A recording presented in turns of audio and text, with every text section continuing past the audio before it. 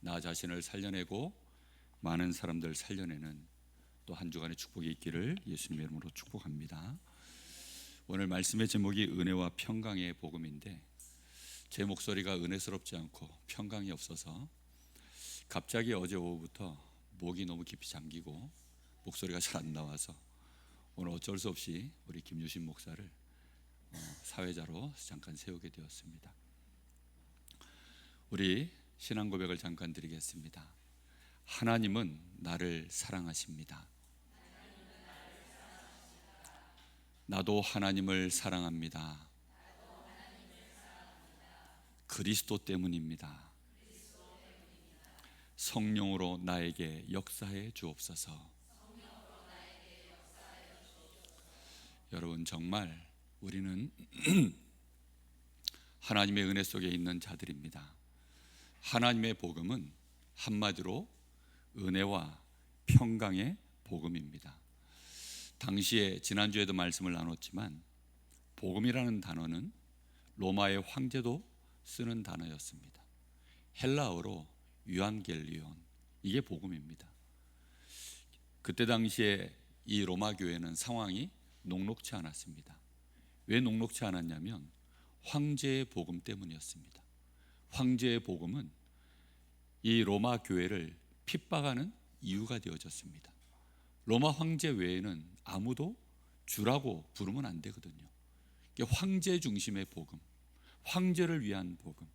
그러다 보니까 바깥의 상황이 너무나도 심각한 핍박 속에서 이스라엘, 특히 여기 지금 로마에 있는 많은 이 기독교인들이 어려움을 당하고 있는 그런 상황이었습니다. 또 교회 안에는 사실 하나님의 복음이면 좋은데 교회 안에는 유대인의 복음이 또 지배를 하고 있었습니다. 유대인의 복음은 무슨 복음입니까? 유대인을 위한 복음입니다. 그래서 유대인 중심의 복음, 다시 말하면 교회의 모든 이 중심 세력이 유대인들이었고, 유대인들은 자기들이 주장하는 바들을 그대로 이걸 가지고 있어야만, 이만큼은 해줘야만 너희가 예수 믿고 구원받을 수 있는 거야. 너희가 그냥 교회 와서 하나님 자녀 될 수 있는 거 아니야.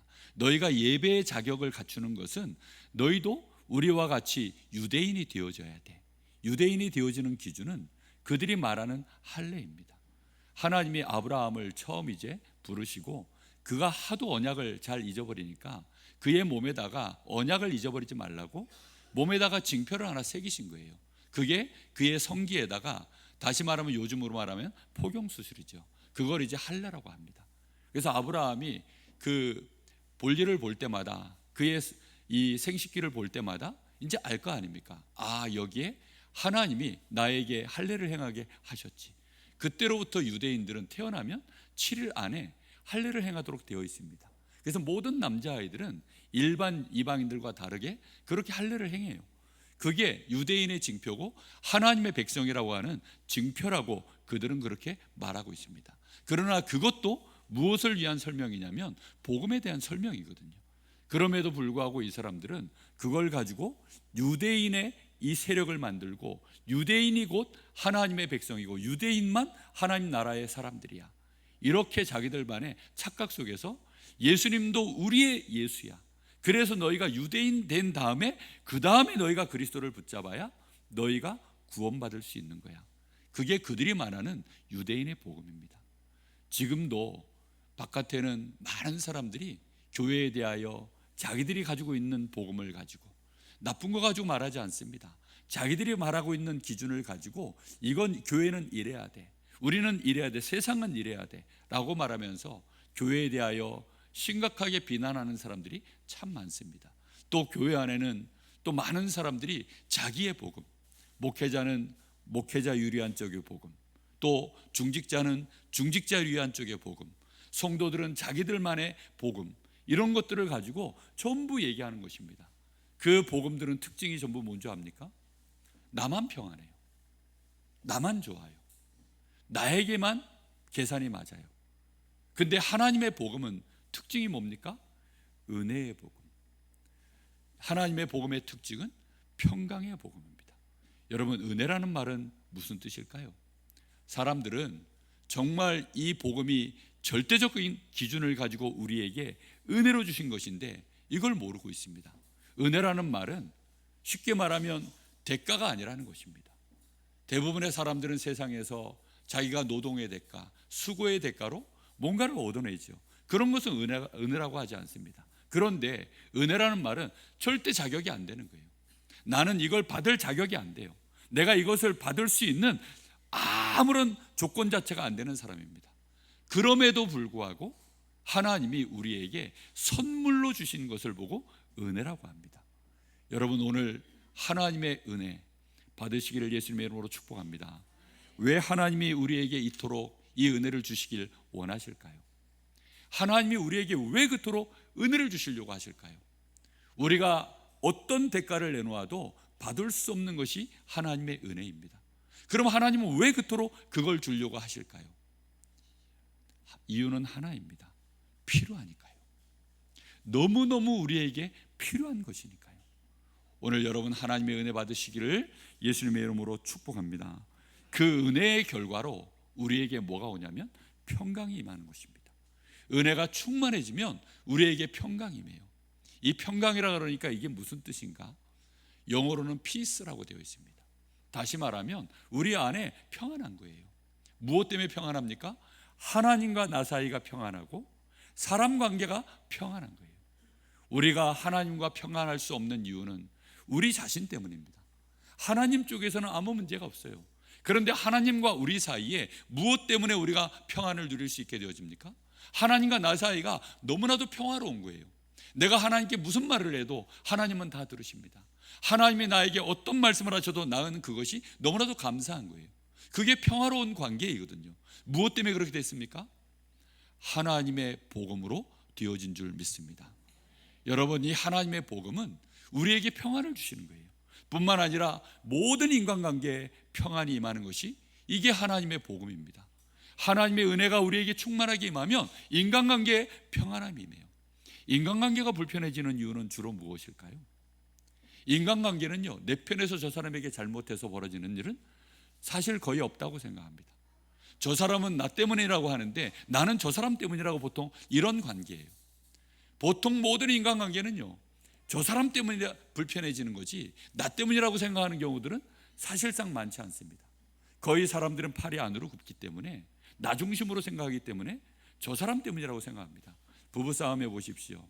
서로 자기가 잘했다고 주장하지 네가 잘못했다고 주장하지, 그러다 보니까 끊임없는 전쟁이 계속 일어나는 거죠. 그런데 하나님의 은혜가, 이 복음이 나에게 충만하게 임하면 저 사람이 어떤 잘못을 했어도 이제 나에게 임해 있는 이 평안 때문에, 나에게 임해 있는 이 은혜 때문에 저 사람에 대하여 이해가 되어지고 저 사람에 대하여 수용이 되고, 뿐만 아니라 그를 드디어 초월하고 더 나아가 용서할 수 있는 그런 은혜가, 그런 여유가, 우리 안에 그런 힘이, 그런 평안함이 우리에게 임하게 되는 줄 믿습니다. 여러분, 이게요, 하나님이 우리에게 주시는 복음입니다. 이 복음에 대하여 하나님은 그래서 우리에게 미리 말씀하셨어요. 이 복음은 언제 준비되어졌냐? 에베소서 1장에 보니까 영세전에 준비되어졌다. 하나님이 이 복음을 로마서 16장 25절에 보니까 창세전의 영세전부터 이 복음은 준비되어졌던 복음이다 라고 말씀하고 있습니다. 왜 하나님이 이토록 이 복음을 미리 약속하셨을까요? 이 복음은 이 땅에 문제가 터질 것을 하나님이 알고 계셨기 때문입니다. 이 땅의 사람들에게 평안이 없는 거예요. 사람들에게는 하나님의 은혜가 절대로 필요한데 그 은혜가 끊어져 버리는 사건이 벌어질 것을 아신 것입니다. 그래서 하나님은 아브라함을 부르셔서 네 씨로 말미암아 내가 이 땅에 그리스도를 보내겠다. 창세기 3장 15절에 여자의 손을 통해서 내가 너희에게 그리스도를 보내겠다. 하나님은 약속하셨습니다. 그렇게 해서 그 아브라함 가문 안에 가장 대표적인 인물 중에 하나가 다윗입니다. 오늘 여기 말씀에 한번 보십시오. 2절에 보니까 이 복음은 하나님이, 이 복음이 무슨 복음입니까? 하나님의 복음입니다. 이 하나님의 복음은 누가 준비했습니까? 하나님이 준비하신 줄 믿습니다. 하나님이 선지자들을 통하여 그의 아들에 관하여 성경에 미리 약속하신 것이라. 이것은요, 어느 날 갑자기 하나님이 뚝딱 우리에게 내놓은 것이 아니라 미리 전부 다 예언해 놓으셨습니다. 자, 그런데 이 하나님이 우리에게 주신 복음은 두 가지를 반드시 성취해야 됩니다. 그것은 육신의 혈통과 하나님의 혈통입니다.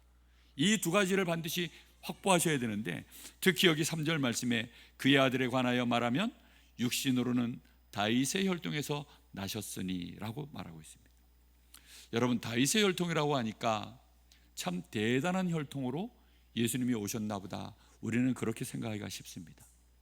마태복음 1장에 보면 예수 그리스도의 육신의 족보에 대하여 쭉 기록되어져 있습니다. 그런데 그 안에 보면 여자 이름이 4명이 나와요. 원래 유대인 사상 안에는 여자는 족보에 이름을 올릴 수가 없습니다. 그런데 그 안에 여자 이름 4명이 나옵니다. 그 중에 하나가 다말, 유다의 며느리입니다. 유다를 통하여서 아들을 낳은, 유다와 며느리 사이에 이렇게 동침을 하여서 자녀가 나왔어요. 그 족보를 이어서 예수님이 오신 것입니다. 또 한 사람 나오죠.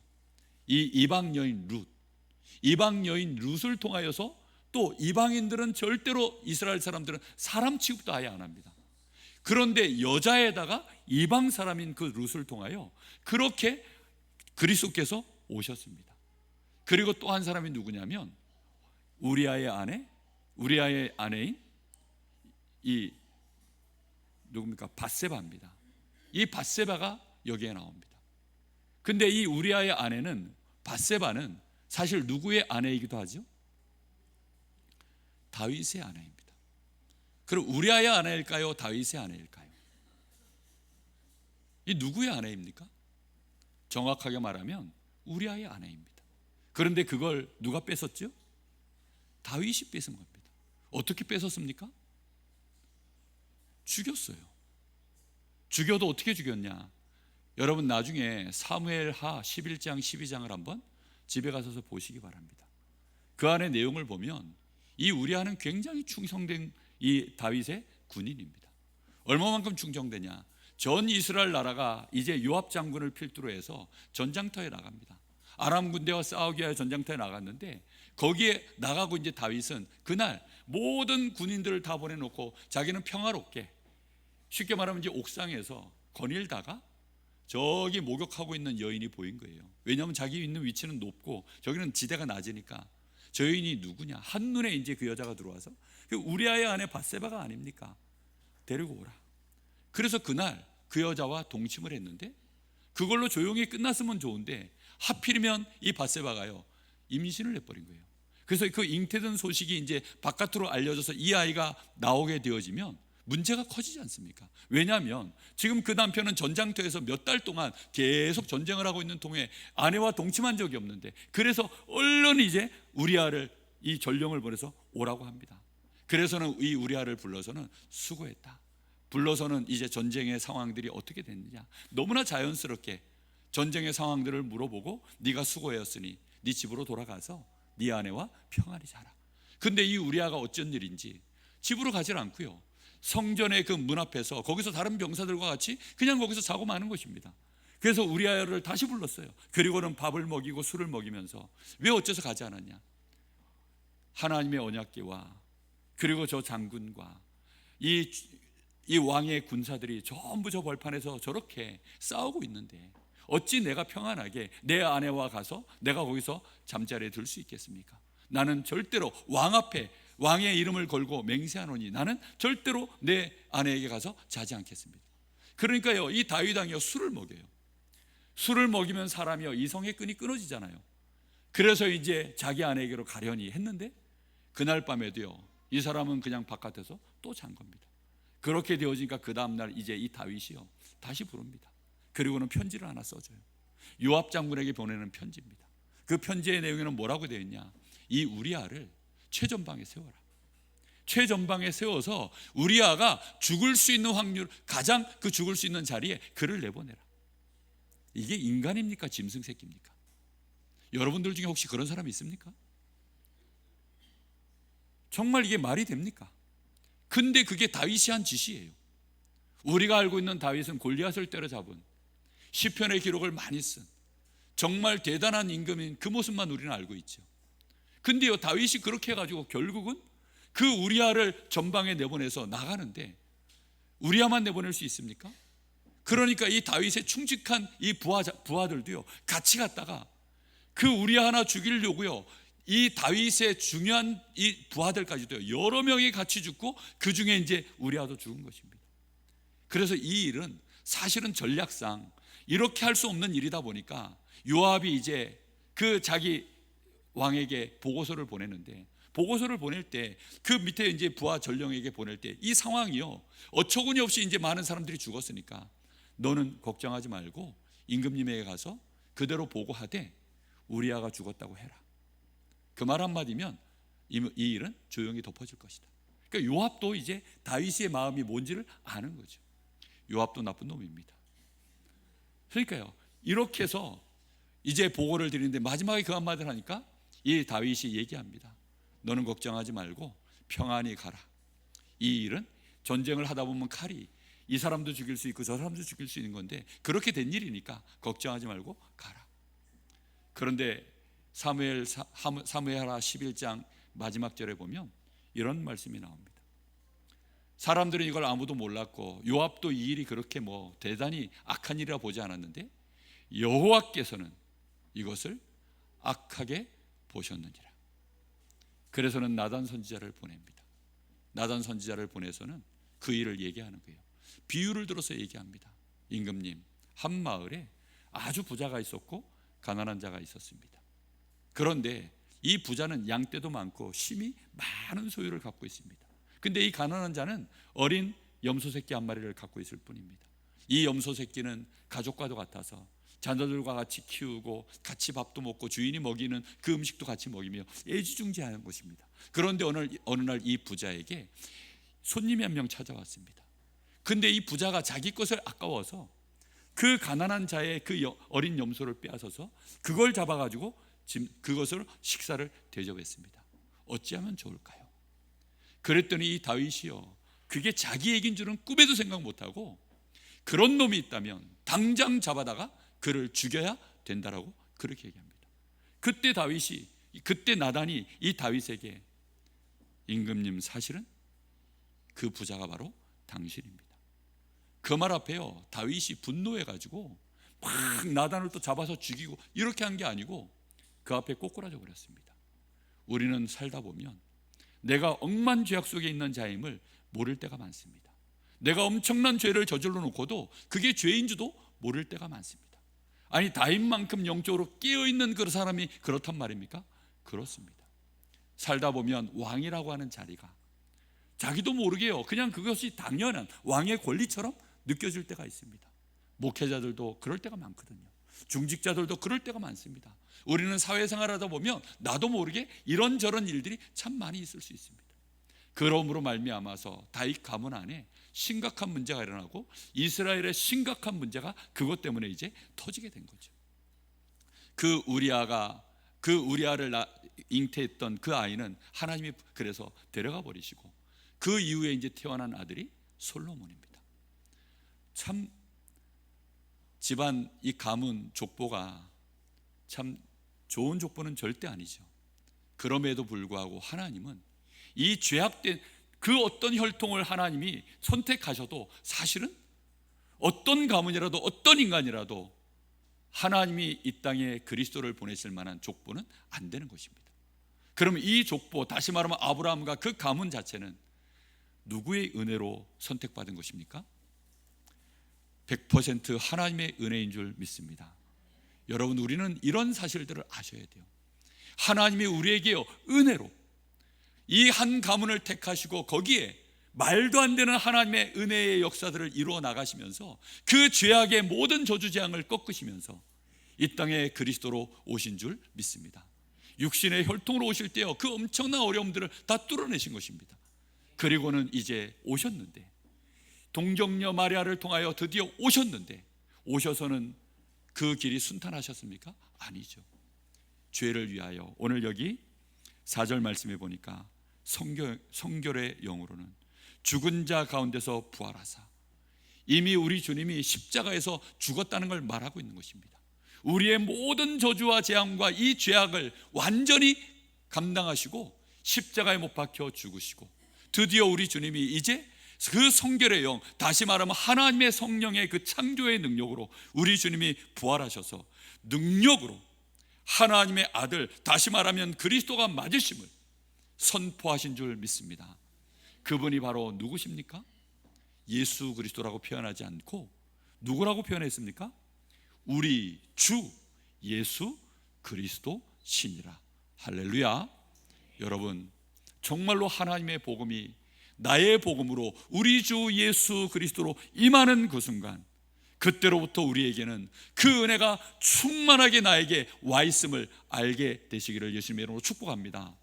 여러분, 복음 자체는요, 하나님의 이 복음은요, 은혜입니다.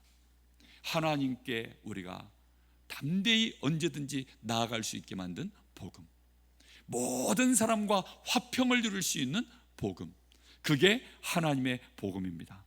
여러분, 이 은혜의 복음을 여러분 충만하게 누리시기를 바랍니다.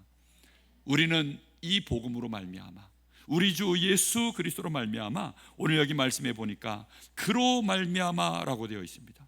5절에 그로 말미암아 우리가 은혜와 사도의 직분을 받았다. 여러분, 나의 자격이 아닙니다. 내가 뭘 잘해서가 아닙니다. 누구로 말미암아서요? 우리 주 예수 그리스도로 말미암아 우리가 은혜의 직분을 받았다, 내가 사도의 직분을 받았다라고 말씀을 하고 있습니다. 여러분, 은혜 충만하시기를 바랍니다. 저는 목사이지만 무슨 직분입니까? 은혜의 직분. 우리 여기 계시는 모든 중직자분들, 우리 성도님들 한 분 한 분이 무슨 직분을 받았습니까? 은혜의 직분.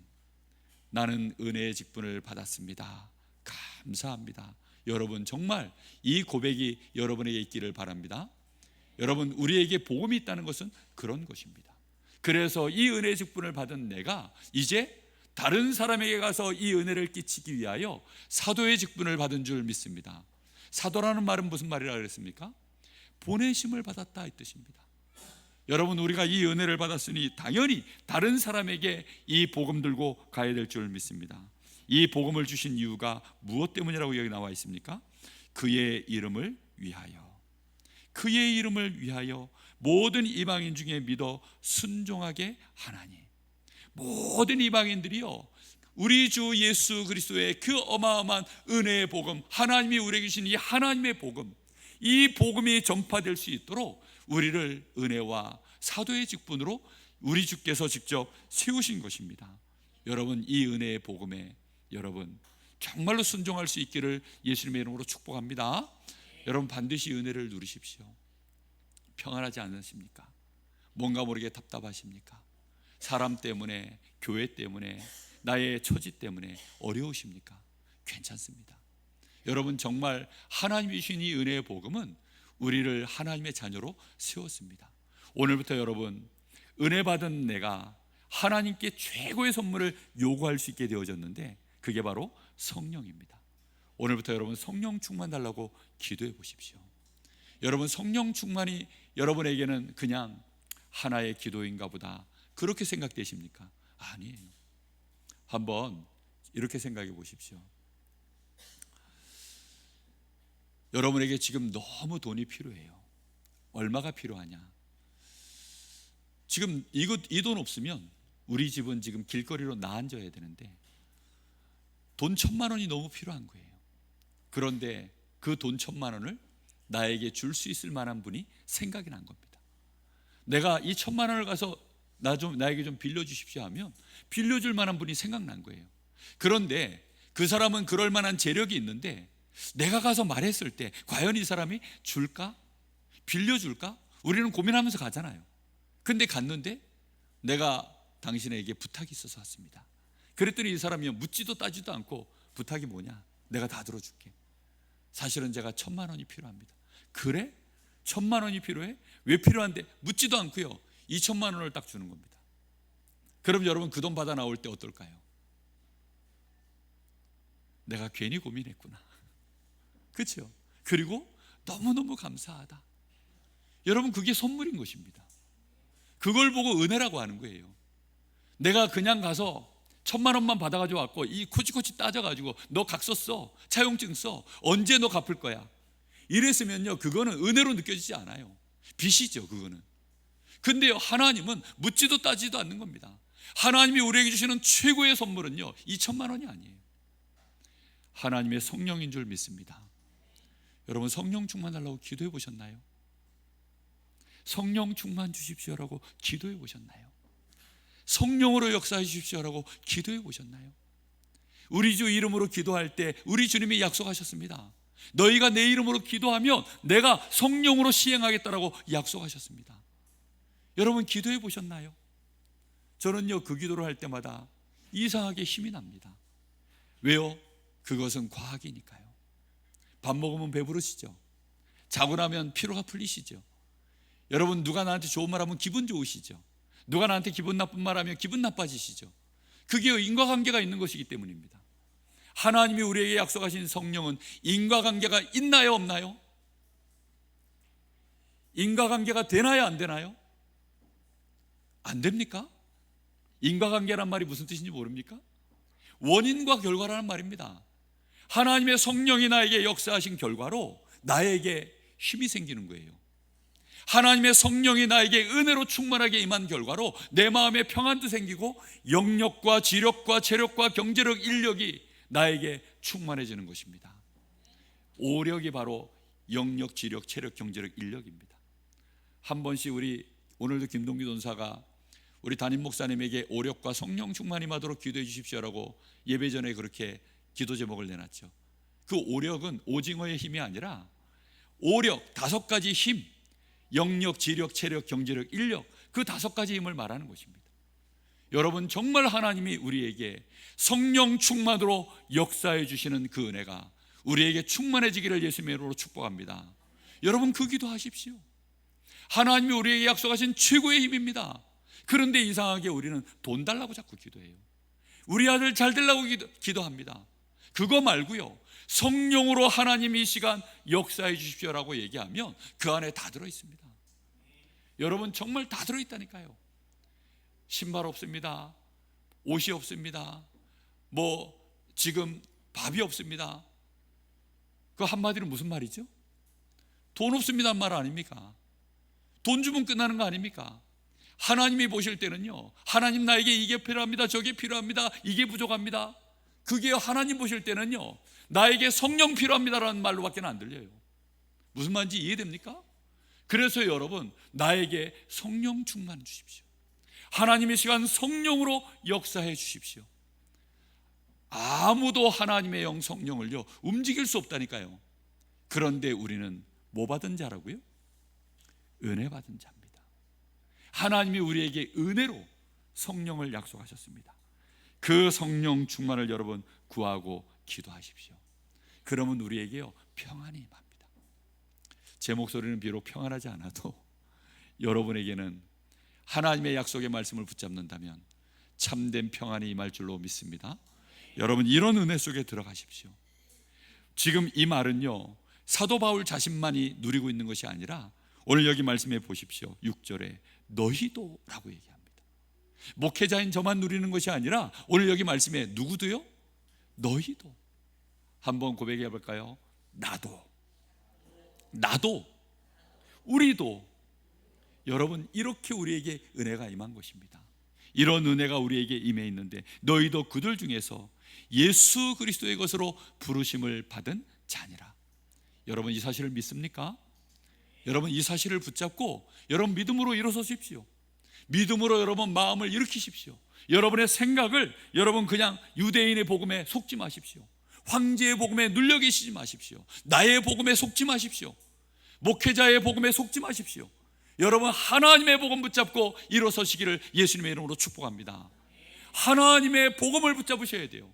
누가 뭐라 그래도 하나님의 복음, 이 복음만이 나를 살리고 내 가족을 살려내고 우리 후대를 살려내고 이 민족과 세계를 살려내는 복음인 줄 믿습니다.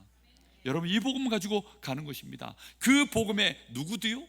너희도, 나도, 우리도 하나님이 이렇게 주신 것입니다. 그래서 우리를 그들 중에 불러서 예수 그리스도의 것으로 너희가 부르심을 받았느니라. 하나님은 이것을 우리에게요 분명히 선포하셨습니다. 여러분, 예수 그리스도 믿으십니까? 그 그리스도가 내 안에 계십니까? 예수 그리스도를 부르실 때 우리 주 예수 그리스도라고 여러분 고백하십니까? 나의 주 예수 그리스도 맞습니까? 그렇다고 한다면 여러분에게도 은혜가 임하였습니다. 그런데 이 은혜의 복음을 놓쳐버리고 황제의 복음에 여러분이 생각이 빼앗겼기 때문입니다. 여러분도 모르게 유대인의 복음에 붙잡혔기 때문입니다. 우리도 모르게요 그 다윗의 혈통에 그 어두운 그 그림자에 속았기 때문입니다. 우리도 모르게 그 밧세바를 쳐다보고, 우리도 모르게 그 다말을 쳐다보고 그렇게 속은 것입니다. 기회가 된다면 다말과 유다 사이에 있었던 일을 나중에 또 한번 말씀드리겠습니다. 정말 콩가루 집안입니다. 어떻게 시아버지와 며느리 사이가 통간을 해서 자식을 낳았는데 그게 복음이 된단 말입니까? 놀렐루야. 정말 놀랄 수밖에 없는 일이에요. 할렐루야 위에 있는 것이 놀렐루야입니다. 정말 이 놀렐루야를 통과해야 할렐루야가 되어져요. 이게 너무나 기가 막힌 일 아닙니까? 잘못 생각하면요 우리는 이해가 되질 않아요. 그런데 하나님은 우리에게, 그런 말도 안 되는 우리에게 이 복음을 주셔서 우리가 은혜 속에 있게 하신 줄 믿습니다. 여러분, 이런 은혜를 우리가 이제 받았으니 우리에게 오늘 주시는 말씀 속에 정확한 결론을 붙잡아야 되겠습니다. 오늘 이 결론은 7절입니다. 로마에서 하나님의 사랑하심을 받고 성도로 부르심을 받은 모든 자에게 하나님 우리 아버지와 주 예수 그리스도로부터 은혜와 평강이 있기를 원하노라. 여러분, 이게 어떻게 해서 결론이 될까요? 이게 결론인 이유는 여러분도 이런 기도를 할 수 있는 사람이 되어야 된다는 말입니다. 지금 바울 사도가 로마에 있는 교회에게 우리 주 예수 그리스도로부터, 하나님 우리 아버지와 주 예수 그리스도로부터 은혜와 평강이 있기를 원하노라, 지금 이렇게 간절함을 가지고요 기도하고 있는 것입니다. 여기 지금 1장 1절에서부터 7절은 결론입니다. 아예 결론을 내려놓고 이제 그 뒤에 하나님의 복음에 대하여 뒤에 설명을 쭉 해나가고 있는 것입니다. 우리 성도들이 살아야 된 삶의 궁극적인 모습에 대하여 설명을 하고 있는 것이 로마서의 전체의 내용인데 1절부터 7절이 전부 완벽하게 결론을 딱 내려놓은 것입니다. 여러분, 이런 기도 해보셨습니까? 그리고 사람을 만나면 우리 아버지 하나님과 우리 주 예수 그리스도로 말미암아 너에게 은혜와 평강이 있기를 원합니다. 그게 나의 진심 속에서 진실로 오늘도 여러분 가슴 속에서 올라오고 있습니까? 그게 올라와야 정상인데 혹시 그렇지 못하다면 사람만 보면 불편하고 저 사람만 보면 미움하고 나도 모르게 이 상황이 너무나 힘들고 나도 모르게 지금 우리 집에 오면 부담스럽고 교회 오면 힘들고 직장 나가면 괴롭고 학교 가면 힘들고 정말 그런 상황입니까? 그렇다면 그게 평강입니까? 지옥입니까? 우리는 하나님의 나라의 이 축복을 지금 이 땅에서부터 누려야 되는데 그게 안 되는 신자가 너무 많습니다. 자, 보십시오. 성도들에게 얘기합니다. 뭐라고 얘기합니까? 하나님의 사랑하심을 받고 성도로 부르심을 받은 모든 자에게. 지금요 구원받은 하나님의 백성들이라면 당연히 그들에게 뭐가 있어야 될까요? 은혜와 평강이 있어야 되는 줄 믿습니다. 그런데 들려오는 소식은 없는 거예요. 로마 교회에 있는 성도들이 너무 힘든 겁니다. 왜 힘듭니까? 황제의 복음 때문에요. 유대인의 복음 때문에요. 자기들이 알고 있는 자기의 복음 때문에요. 이방인들이 알고 있는 복음, 이방인의 복음, 또 그 현장에 있는 유력한 자들의 복음, 뭔가 힘 있는 자들의 복음, 그것 때문에 힘든 겁니다. 근래에 목회자들의 좋지 않은 소문들이 참 많이 들리죠. 그분들이 가지고 있는 복음이 제가 볼 때는 틀린 복음입니다. 그들이 말하는 복음은 말만 복음입니다. 하나님의 복음은 그런 복음이 아니거든요. 마음껏 자기들도 모르게 방탕해놓고 복음이면 된다, 그게 어찌 복음입니까? 하나님의 복음은 그런 복음이 아니거든요. 하나님이 우리에게 주신 복음은요, 참 자유의 복음인 줄 믿습니다. 정말 하나님이 주신 복음은 모든 사람에게 은혜가 되고 나에게는 평강이 임하고 그에게도 평강이 임하는 그런 복음인 줄 믿습니다. 바울이 가진 복음은 그런 복음이기에 너희에게 은혜와 평강이 있기를 원하노라. 여러분, 이 복음으로 한 주간 충만해 주십시오. 여러분, 이 복음으로 여러분의 안에 정말 평강이 없다면 그 평강이 채워지기를 예수님의 이름으로 축복합니다. 평안해지십시오. 평안하지 않다면 복음이 아닙니다. 무슨 말인지 이해됐습니까? 내가 알고 있는 복음이 틀린 복음입니다. 내가 알고 있는 복음이 다른 복음입니다. 내가 알고 있는 복음은 틀린 복음이라니까요. 아예 복음이 아닌 겁니다. 그것은 우리는 복음 하셔야 됩니다. 그럼 서목사는 복음 잘 알까요? 서목사는 하나님의 복음 붙잡고 있을까요? 이게 정신이 들었다 안 들었다 합니다. 저도 모르게요, 내게 섞여 있어요. 그거 당연한 거 아니겠습니까? 마귀가 우리에게요 자꾸만 틀리게 하니까요. 나도 모르게 섞인 복음, 틀린 복음, 나 중심의 복음, 우리도 모르게 그렇게 붙잡혀 있어요. 그렇다면 그것은 나도 모르게 또 불편해집니다. 나도 모르게 또 힘들어집니다. 여러분, 불편하고 힘들다면 그것은 하나님의 복음이 아니라는 사실, 오늘 여러분 정확하게 붙잡으시기 바랍니다. 뭐가 하나님의 복음인지 모르겠는데 내가 불편하다면 그거 하나님의 복음이 맞다 아니다? 아니라고요. 핍박 속에서도요, 엄청난 그 로마의 핍박 속에서도요, 하나님의 복음 속에 있는 자들은요 천사와 같은 얼굴로 순교한 줄 믿습니다. 스데반은 돌에 맞아 죽으면서 핍박하는 그들 앞에서요, 그 얼굴은 천사와 같았다 했고, 오히려 하나님 앞에 기도하기를 주여 저들의 죄를 용서해 주십시오라고 그렇게 기도하면서 그는 평안한 중에 순교했습니다. 정말로 하나님의 복음은 그런 복음인 줄 믿습니다. 여러분, 그래서요, 이 복음으로 여러분 자신을 이번 한 주간 동안 은혜 속으로, 더욱 큰 이 은혜 속으로, 하나님이 주신 이 복음 가진 자에게 최고 주신 은혜는 성령입니다. 하나님, 나에게 성령의 충만함을 주옵소서. 우리 주 예수 그리스도로 말미암아, 우리 아버지 하나님으로 말미암아 나에게 와 있는 이 복음의 은혜와 평강이 내 안에 충만하게 하여 주옵소서. 그리고 그 눈으로 은혜와 평강이 임해 있지 못한 사람들을 바라봐 보십시오. 그리고 그를 위하여 기도하십시오. 그리고 혹시 그를 만나거든 당신에게 은혜와 평강이 있기를, 하나님으로 말미암아 우리 주 예수 그리스도로 말미암아 당신에게 은혜와 평강이 있기를 원합니다. 또 받지 못할 상황인데 대놓고 얘기하면 상대한테 왠지 모르게 또 이게 말이 안 되잖아요. 그러면 속으로 기도하십시오. 정말 마음으로부터 기도하십시오.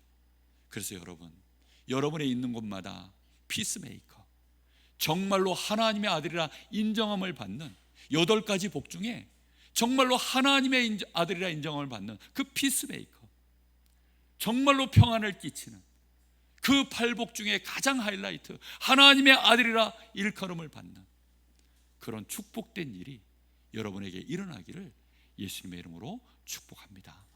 우리 주신 말씀 붙잡고 같이 한번 기도할까요? 하나님, 정말 하나님의 복음 되기를 원합니다. 나 하나님의 복음으로 충만하게 해 주옵소서. 오늘 하나님, 정말로 억만죄악 속에 있는 내가 하나님 앞에 평안을 누리고 이제 하나님의 은혜로 말미암아 나에게 어떤 불편한 상황, 어떤 악한 인간이라도 내가 그를 오히려 사랑할 수 있을 만큼, 그리고 그에게 이 하나님의 은혜로 그를 평강하게 평안하게 만들 수 있을 만큼 하나님의 복음으로 오늘 내가 충만케 하옵소서. 성령의 충만함을 주옵소서. 우리 간절한 마음으로 합심하여